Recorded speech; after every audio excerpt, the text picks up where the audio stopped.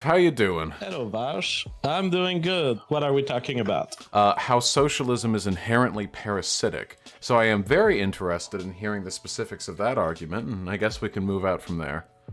I'm extremely worried about the long-term consequences of a socialist system. Well, in the case of worker co-ops, the dependence between the direction of the corporation and the choice of workers.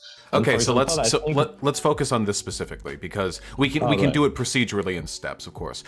Because there are, as you said, there are many different types of socialism. Although you ask 10 socialists, what society do you want? You're going to get 11 different answers. So the initial step that I argue for is the seizure of the means of production, or the worker control of the means of production, and then from that point we can talk about decommodification and like the abolition of the commodity form.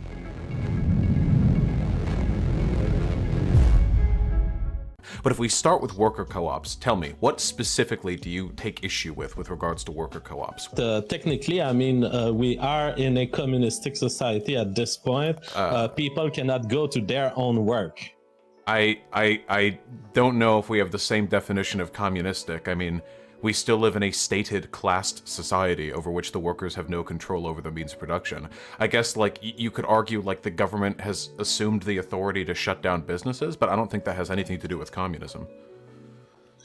Okay, well, it has to do with the means of production having been seized. So I don't. I guess we could say we are not fully into communism, but we are well in that direction. In any case, my problem with with worker co-ops is not that they can't work. I mean, there are examples of worker co-ops that end up surviving for a while.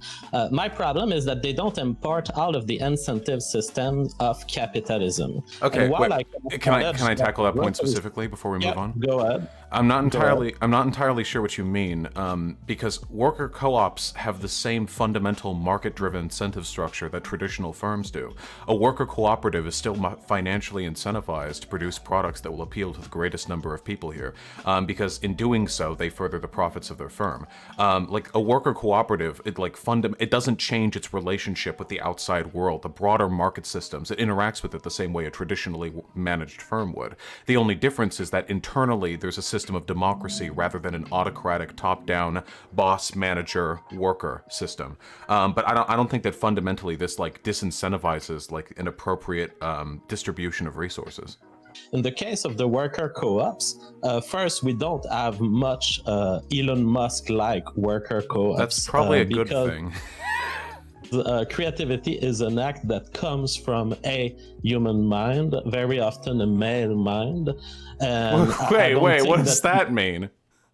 What? What does that mean? What does that mean? Well, It means that Albert Einstein was a man. It means that there's lots of creativity on the male side. Wait, that's it? Albert Einstein was a man? So men are more creative? What about like Marie Curie? Don't you think there are other socioeconomic disincentivizations that would have prevented women from participating in cutting-edge fields? Maybe there is, but I have never seen convincing evidence that it is what explains the sex disbalance in science or innovation or engineering. Have you ever thought it's weird that over the past 150 years there's been an exponential increase in the number of black people in positions of technological and scientific prowess in the United States of America? Do you think the average IQ of black Americans like skyrocketed and they were suddenly able to be creative, or do you think there were other external pressures that prevented them from being able to participate beforehand? Well, let's examine this, because this was another subject. I mean, we're moving far from our initial point here. I knew we moved to race realism pretty much immediately. Yes. Yep. All right, let me bring up my documents on this, because I know you motherfuckers lie like crazy every single time this subject comes up. Oh, have I ever lied to you, Vaush? To me? No. Well, hey, there's a first time for everything, so let's see how this one goes, huh? All right. Many of these socioeconomic factors that you think about when you say that are genetic in origin. Such as? Do you think, for example, that if there was a gene, and let's bring it to the theoretical domain so that we can agree, and then let's bring it into the real domain. Sure, if there was ready. a gene that makes you totally unable to become an engineer, let's say that you have no spatial brain, you are unable to make mathematical calculation, Do you think that this gene would influence your socioeconomic position in the world eventually? If you're asking me if like a certain race of people have a gene that literally like cuts off a third of their brain, then yes, obviously this would lead to material differences in their participation in society. But I reject preemptively any argument you're going to make that the reason why black people are poor in this country is because their lower IQs and bumpy skulls led to them living in ghettos.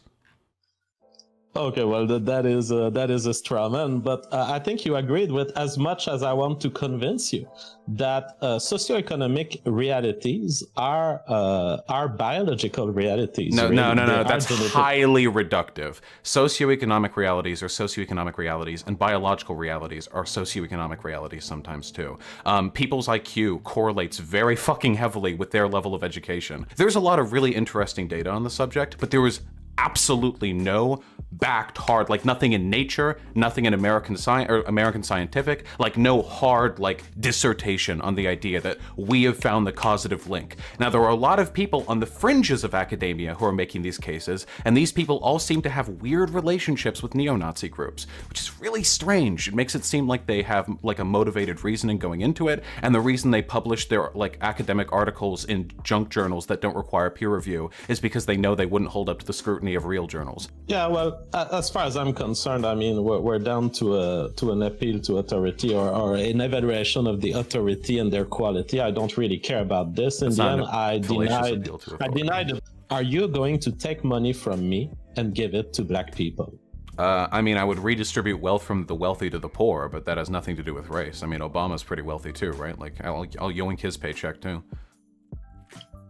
Yes, we are faced with a population that is demanding more than just their liberty of being. The same way LGBT people they are demanding more than just being LGBT and being left alone. What are they demanding? Propaganda material being distributed to children. And they are demanding that the opinion of people like me be censored. Okay. Other. I just want to go through one at a time. As long as you let right-wing parents keep their children away from these influences, I'm actually fine with it existing in society. Oh, no, fuck that. No, every kid has to learn about that, yeah. Wait, isn't this just the same as don't teach my kids about gay people? Like, why is it any different? Oh, well, I absolutely object to forced education on any subject. I think that the decision should come back to the parent. Okay. All right, I don't think the parent should have a right to shelter their children from essential pieces of education that are included in a national curriculum. Because if you do that, you incentivize conservative parents from keeping their kids from hearing about stuff like sex education, which is very damaging to a child's upbringing to not know about that kind of stuff. And if they're gay or trans, which they might be statistically, you prevent them from understanding what they are, which can lead to much greater levels of like a social antagonism, confusion, sometimes even suicidality down the road. Educating kids in this stuff is sometimes literally a lifesaver. We are political enemies, and I'm trying to eliminate from my nation people like you. Yeah, that's the bad thing. that's what I'm trying to prevent from loony Nazis keeping their kids from understanding what gay people are. Like, yeah, I'm trying to prevent that. Yeah, I think you guys are like a material harm to society. I'm just trying to teach kids factual information. Like that's my goal. Yeah, well, make your own kids and teach them your information. As far as I'm concerned, there will be a pushback one day against this feeling of entitlement. They said that about gay people and it hasn't happened. What? They said that about gay people being taught to kids in school and it hasn't happened. This is always the threat of the reactionary. Like, you keep pushing us, we're gonna snap. But not really. Like, you guys just complain about this civil rights issue and then you all die, and the next generation of you reactionaries complains about the next one, and then you all die. Oh. Like, yeah, that's just the progress of history. We are in a multi-generational struggle, and the left and the right are in a fight that is multi-generational. On the side of the right wing, there is that we make more babies than you guys. And so eventually in the future, we'll probably have more right-wingers to be keeping that fight up. Why can't we just get along, JF? Why can't we just get along? Because that's the difference. I don't want to hurt you. Get along. But I don't want to hurt you.